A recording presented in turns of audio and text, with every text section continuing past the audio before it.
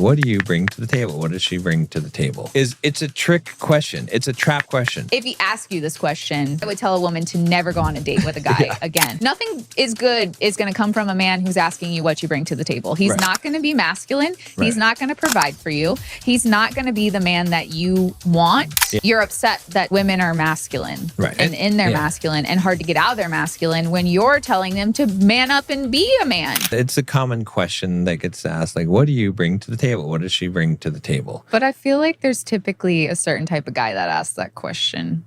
Yeah. Oh, yeah. You know what I mean? Yeah. Well, and here's the thing about it, as we're talking about this, is it's a trick question. It's a trap question. There's no good answer to this question because as a woman, if you say nothing, I bring myself to the table. Well, I don't think a woman would say nothing, but she would be like, me, I bring myself to the table, right? Which is actually the most reasonable answer, which we'll talk about. But then they're like, oh, wow, you. Okay.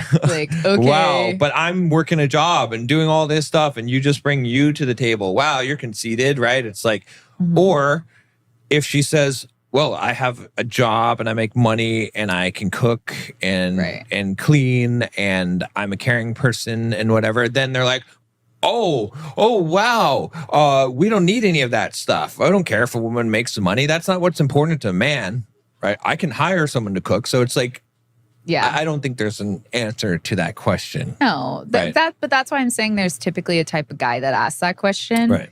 And he typically doesn't even like women that much. He's almost trying to like humiliate her, like in a way, because like you said, no matter what she says, he's going to have a problem with it. Right. And it's not going to be like a reasonable response. You know what I mean? It's going to be some sort of like just hating on whatever answer she gives. And we asked, which we'll go over, what response people would want.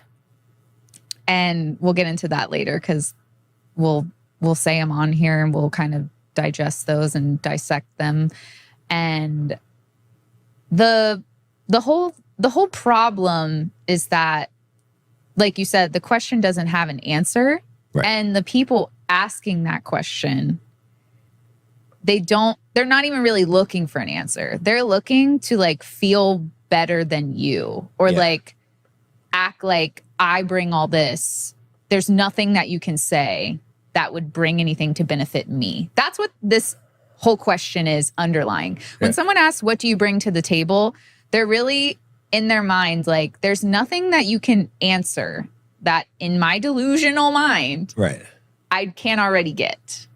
Right? Exactly. Yeah. Like, so they're just saying it to shit on you in a way. And it's not even like flirty banter. It's like downright horribleness. Because even when I was single before we met, like some people would ask this question and I would give like my answer was not me. Right. And it was not nothing. It was, if you don't know what I bring to the table, you'll never know. Right. Yeah. Like if you go on a date with me or go on multiple dates with me and you're asking me this question and you don't already know the answer to the question by being around me and using your brain to figure out the type of person that I am, you will never appreciate what I bring to your life. Right. Right. And so, which I feel like is the only way to answer that. And if he gives you some stupid answer after that, you just leave. Like, really, if he asks you this question, I would tell a woman to never go on a date with a guy again. To be honest, like nothing is good is going to come from a man who's asking you what you bring to the table. He's not going to be masculine. He's not going to provide for you. He's not going to be the man that you want. And need in a healthy relationship. And I think it's important to understand why this is such a bad question, why this is the wrong question, why it doesn't apply to women, right? It is because this question is based in a masculine frame. Right. It's how men evaluate each other. If I were doing a business deal with a man, I would say, what do you bring to the table?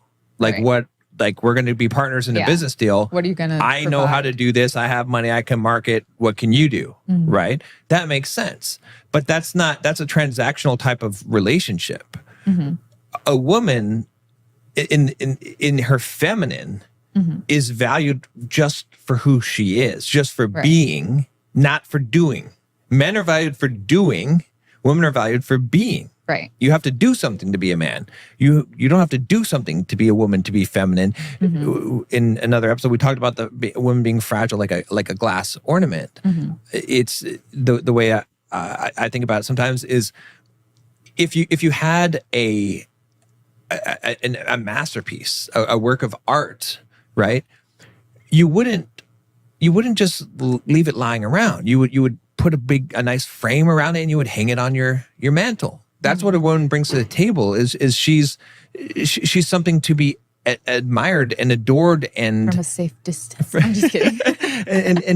and lifted up because of her beauty, and not just her physical beauty, but the feminine essence and beauty, because that's a valuable thing in itself. It's we talked about this in the chivalry episode, but that's why the question is so wrong, is because when you're asking that question, you're putting it into a man's world. You're asking her, are you a better man than me? You're asking her, what is she going to provide? And I get that you might want to act, like they might try to act like they're asking what she would provide feminine wise, because there are things that a feminine woman will provide you, but they're not physical. Right. And it is still... Well, besides, I guess, one thing. Well, yeah. But it's a sense of being, not of doing. And so that's why it's like your answer is absolutely correct, is if you don't see the value. Right. It's the same thing. Like I said, if you had a work of art, a masterpiece, and you're like, yeah, but what does it do? Right. You're what like, does it bring I paid to the table? $8,000 for this, but like, what do I do with it? It's like, we shouldn't have bought that then. You don't, does it make something from it? You don't understand art. Right. It's art. Yeah. It has value because of what it is, because of the beauty of it, because it's valuable intrinsically. Right. And that is, a woman is valuable intrinsically. Her feminine essence, a woman who is living her feminine, that's valuable intrinsically. It doesn't have to have a qualification in order to justify the price tag. That's the thing. Here's the worst part for these men who ask this question. I don't even think they're realizing that they're perpetuating the exact same thing that they say they don't want, right? When you go up to women, you ask them what they bring to the table, you are pushing women further in their masculine. Because even if she responds with feminine things, like, I'll bring you peace and joy and love and cookies, like, you're going to shit on that still, that answer. Yeah. And you are just looking to kind of like push her buttons. And so you asking her this is going to make her be like, potentially, unless she already knows how to answer this question, be like, oh, well, I need to make more money and I need to do this, all these masculine things that you supposedly don't want in a woman. Right. But you asked her what she brought to the table. You pushed her to now be more in her masculine, to be more into her career and make more money and do all these things that you want her to bring to the table. Yeah. And now you're upset that women are masculine. Right. And in their masculine and hard to get out of their masculine when you're telling them to man up and be a man. You're telling her, what are you bringing to the table, bro? Basically, you might as well add bro to the end, because it's like, are you guys comparing dicks? Because like, it's not going to work. And a lot of guys want that, actually, that are right. A lot of guys are like, yeah, I want her to make some money and contribute to the, they think they want that, right? Because I know that's the objection we're going to get from a lot of guys. They don't want to have to do the work. Yeah, because they feel like... Because they're gold diggers? Because they're gold diggers. Because it'll make it so that it's easier for them, because then they feel like... But if that's the case, then just get a bro. Just get a roommate. Right. Just go partners with a buddy of yours and combine all your assets, and, you can be like... You can be buddy wives or whatever. Buddy wives? Something like that. Or, but that's not the point. That's not what you're... This you isn't shouldn't a potluck. Be. Yeah. Like, and if you think that's good, which you might be like, oh, whoa, double the money. That's great. Double the help, right?